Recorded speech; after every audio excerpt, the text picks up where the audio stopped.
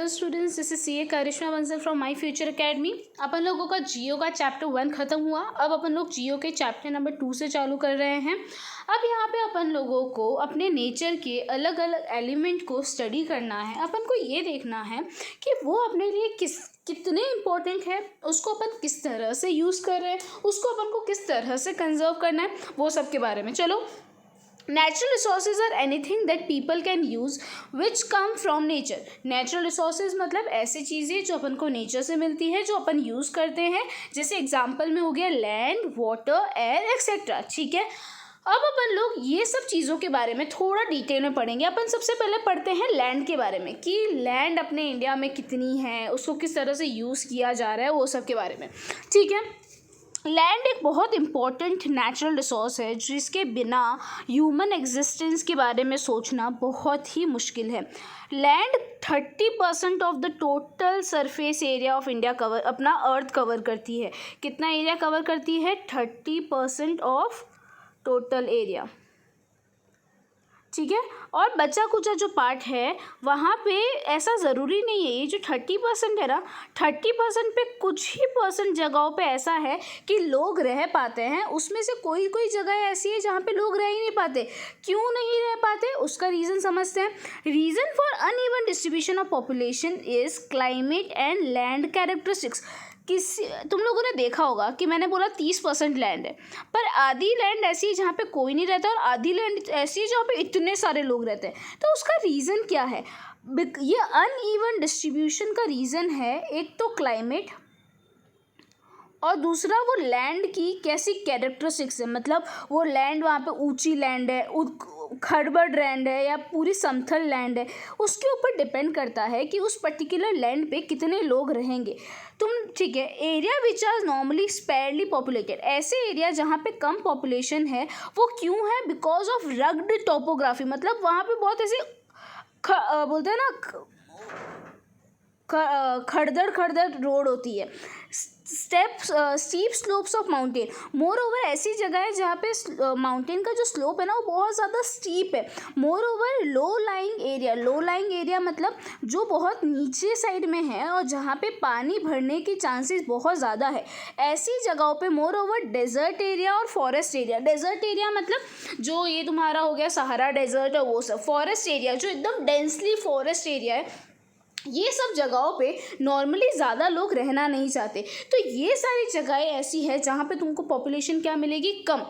Densely populated area कौन सा होगा? प्लेन्स पे। प्लेन्स मतलब जहाँ पे रोड्स एकदम सिंपल हो, प्लेन हो। और रिवर वैली पे लोग ज़्यादा क्यों रहते हैं? क्योंकि रिवर वैली में एग्रीकल्चर करने का बोलते हैं ना ज़्यादा बेनिफिट मिलता है। रिवर वैली की जो सॉइल होती है वो बहुत ज़्यादा फर्टाइल होती है और वहाँ पे एग्रीकल्चर करने से अपन लोगों को क्या मिलता है? फ़ायदा मिलता है। चलो आगे आते हैं। तुम लोगों को समझ आया? सबसे पहले अपन ने समझा कि लैंड 30% सरफेस एरिया कवर करती है। कुछ लैंड पे ज़्यादा लोग हैं, कहीं पे कम लोग हैं। उसका रीज़न है कभी कभी क्लाइमेट, जहाँ पे जैसे बहुत ज़्यादा बारिश होती है लोग वहाँ पे रहना नहीं चाहते, या फिर बहुत गर्मी होती है लोग वहाँ पे नहीं रहना चाहते, और बहुत ज़्यादा माउंटेन वाले एरिया पे लोग नहीं रहना चाहते, बहुत ज़्यादा खुरदुरी रोड्स पे लोग नहीं रहना चाहते। तो ये सारे रीजंस है जिस वजह से कुछ एरिया डेंसली पॉपुलेटेड है और कुछ एरिया स्पैरली पॉपुलेटेड है। आते हैं लैंड यूज़ पे। लैंड किस किस चीज़ों के लिए यूज़ होती है उसकी बात करते हैं। The different purpose such as, किस किस के लिए यूज़ होती है? Agriculture, forestry, mining, building, houses, roads, setting up of industry, ये सारी चीज़ों में अपन लैंड यूज़ करते हैं और इसको अपन बोलते हैं लैंड यूज़। इसको अपन क्या बोलते हैं? Land use. क्या फैक्टर्स अपन का इन्फ्लुएंस करता है, ये डिटरमाइन करता है कि कौन सी लैंड यूज़ होगी और कौन सी लैंड यूज़ नहीं होगी। टोपोग्राफी कि भाई तुम्हारी सॉइल की टाइप कैसी है, तुम्हारा बोलते हैं ना प्लेन कैसा है, रोड एकदम समतल है कि नहीं है, ज़्यादा उदड़ खाबड़ रोड तो नहीं है। सॉइल किस टाइप की सॉइल है उस पर भी डिपेंड करता है कि वहाँ पे कितने लोग रहेंगे। क्यों किस टाइप की सॉइल पे डिपेंड करता है? फार्मर्स लोगों के लिए सॉइल बहुत मैटर करता है। तो अगर मैं एग्रीकल्चर करना चाहूँगी तो मैं पहले वहाँ पे ये देखूँगी कि वहाँ की सॉइल कितनी अच्छी है। फिर क्लाइमेट पे भी डिपेंड करता है कि वो लैंड पर्टिकुलर क्या यूज़ आएगी। अगर किसी जगह का क्लाइमेट बहुत ज़्यादा बारिश वाला है तो वहाँ पर लोग कम रहना चाहेंगे और उसको किस में यूज़ करेंगे? एग्रीकल्चर में ज़्यादा यूज़ करना चाहेंगे। फिर उस पर्टिकुलर लैंड में कितने मिनरल्स अवेलेबल है उसके बेसिस पे भी डिपेंड करता है वो लैंड किसके लिए यूज़ आएगी। जहाँ पे ज़्यादा मिनरल्स अवेलेबल होंगे ना जिस लैंड के नीचे, वहाँ पे जनरली इंडस्ट्री सिचुएटेड होती है। अवेलेबिलिटी ऑफ वाटर, वाटर अच्छे से अवेलेबल है, अगर उस पर्टिकुलर लैंड के आजू बाजू वाटर अवेलेबल है तो उसका यूज़ अकॉर्डिंगली किया जाता है। तो ये 5 फैक्टर्स डिटरमाइन करते हैं कि एक पर्टिकुलर लैंड किस चीज़ के लिए यूज़ होगी या नहीं यूज़ होगी। ह्यूमन बहुत इम्पोर्टेंट फैक्टर है जो डिटरमाइन करता है कि वो पर्टिकुलर जगह कितनी यूज़ होगी। मोर ओवर टेक्नोलॉजी भी एक इम्पॉर्टेंट फैक्टर है जो लैंड यूज़ में बहुत ज़्यादा काम आता है। लैंड 2 पार्ट में डिवाइडेड है, एक होता है प्राइवेट लैंड और एक होता है community based land. Private land मतलब मेरी अकेली की लैंड, उस पर कोई और आके कुछ नहीं कर सकता। कम्युनिटी लैंड मतलब जो सबकी है, जैसे कि पब्लिक गार्डन्स होते हैं तो उसको अपन कम्युनिटी लैंड बोलेंगे। प्राइवेट लैंड मतलब मेरा बंगलो है, मेरे बंगलो के सामने जो गार्डन है वो सिर्फ मेरा है तो उसको मैं प्राइवेट लैंड बोलूँगी।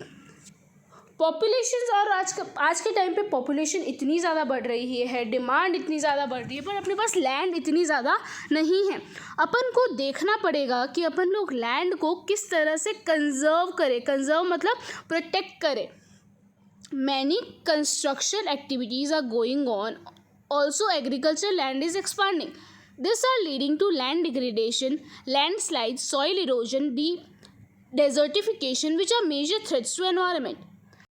बहुत सारी कंस्ट्रक्शन एक्टिविटी चल रही है, बहुत सारा एग्रीकल्चर के लिए भी लैंड यूज़ हो रहा है, मोर ओवर इतनी सारी इंडस्ट्रीज़ आ रही है, तो इस वजह से जो तुम्हारी लैंड है ना उसकी क्वालिटी धीरे धीरे ख़राब होती जा रही है। उस वजह से लैंड क्या हो रही है, डिग्रेड मतलब ख़राब हो रही है। मोर ओवर क्योंकि तुम्हारी लैंड ख़राब हो रही है तो लैंड स्लाइड के चांसेस बढ़ रहे हैं, सॉइल का इरोजन हो रहा है, डेजर्टिफिकेशन मतलब पहले जो जगह एकदम हरी भरी होती थी बट बिकॉज तुम लोगों ने वहाँ पे कंस्ट्रक्शन एक्टिविटी कर दी या फिर खुदाई कर ली, उस वजह से वहाँ पे बिल्कुल भी ट्री या ग्रीनरी नहीं है। तो ये सारी चीज़ों से आज के टाइम पे लैंड बहुत ज़्यादा डिग्रेड हो रही है। तो अपन लोगों को ध्यान रखना है कि अपन अपनी लैंड रिसोर्स को कंजर्व करें। चलो समझते हैं क्या कॉजेज़ है कंजर्वेशन ऑफ लैंड रिसोर्स के बारे में समझते हैं। क्या कॉजेज़ है लैंड डिग्रेडेशन के, लैंड क्यों डिग्रेड हो रही है। लैंड डिग्रेड इसीलिए हो रही है क्योंकि फॉरेस्ट बहुत ज़्यादा कट रहे हैं। फॉरेस्ट कटने के बाद वहाँ पे इंडस्ट्री सेटअप हो रही है और उसको अपन गलत तरीके से यूज़ कर रहे हैं। Causes of degradation of land, large scale destruction of forest cover and fertile land due to increasing demand. अपन लोग फॉरेस्ट और फर्टाइल लैंड को बहुत ज़्यादा डैमेज कर रहे हैं क्योंकि इनकी बहुत ज़्यादा डिमांड है। पर अपन लोगों को ध्यान रखना पड़ेगा कि अपन इतना भी डैमेज ना कर दे कि आगे जाके अपने पास प्रॉपर फर्टाइल लैंड्स ही ना बचे। आगे आते हैं, how to check present rate of degradation of land resources. अपन लोग किस तरह से ध्यान रख सकते हैं कि अपना लैंड ज़्यादा डिग्रेड ना हो। अफॉरेस्टेशन मतलब अपन लोगों को क्या करना पड़ेगा, प्लांट्स ग्रो करने पड़ेंगे। उसके बाद लैंड रिक्लेमेशन, लैंड रिक्लेमेशन मतलब लैंड की जो क्वालिटी ख़राब हो रही है ना उसकी क्वालिटी को वापस रीस्टोर करने में हेल्प करवाना। Regulated use of chemical, pesticide and fertilisers. अपन लोगों को जो केमिकल अपन है ना एग्रीकल्चर में यूज़ करते हैं ना उसका रेगुलर मतलब जितना काम हो उतना ही यूज़ करो। एक्सेस यूज़ करने से क्या होता है ना, सॉइल ख़राब होती है और सॉइल इरोजन होता है। तो उसको आप सही से यूज़ करोगे तो आपकी लैंड ज़्यादा डिग्रेड नहीं होगी। और check on overgrazing, grazing मतलब समझते हो, गाय भैंस जो चारा खाती है तो उस वजह से भी तुम्हारी बहुत ज़्यादा लैंड ख़राब होती है। तो ओवर ग्रेजिंग ना हो उसका भी आप ध्यान रखिए। तो ये 4 पॉइंट का अगर अपन ध्यान रखेंगे तो अपन अपना डिग्रेडेशन को कम कर सकते हैं। क्या 4 point, afforestation, land reclamation, regulated use of chemical, pesticide and fertiliser and check on overgrazing. एक बार वापस देख लो क्या क्या अपन ने पढ़ा। लैंड बहुत इंपॉर्टेंट रिसोर्स है जो 30% कवर करता है अपने अर्थ के सरफेस का, बट लैंड में जो पॉपुलेशन है वो अनइवनली डिस्ट्रीब्यूटेड है बिकॉज ऑफ क्लाइमेट एंड जो लैंड की कैरेक्टरिस्टिक्स है।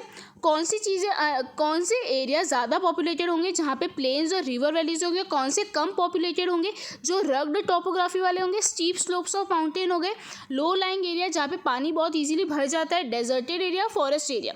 लैंड किस बेसिस पे यूज़ होती है, किसके लिए यूज़ होती है, फॉरेस्ट के लिए, एग्रीकल्चर के लिए, माइनिंग के लिए, बिल्डिंग्स के लिए। क्या फैक्टर डिटरमाइन करते हैं कि एक पर्टिकुलर लैंड किसके लिए काम आएगी, topography, soil, climate, minerals, availability of water. और लैंड को 2 पार्ट में डिवाइड किया गया है, प्राइवेट और कम्युनिटी। प्राइवेट मतलब जो इंडिविजुअली ओन्ड है, कम्युनिटी मतलब जो ग्रुप की लैंड है। फिर अपन ने क्या देखा कि लैंड को अपन को कंजर्व करना है। कंजर्व करने के लिए अपन को क्या ध्यान रखना है, अफॉरेस्टेशन कीजिए, land reclamation, regulated use of chemical pesticide and check on overgrazing. Okay, ये पार्ट अपने यहाँ पे खत्म हुआ। कल से अपन लोग सॉइल चालू करेंगे। ये लैंड का पूरा पार्ट खत्म।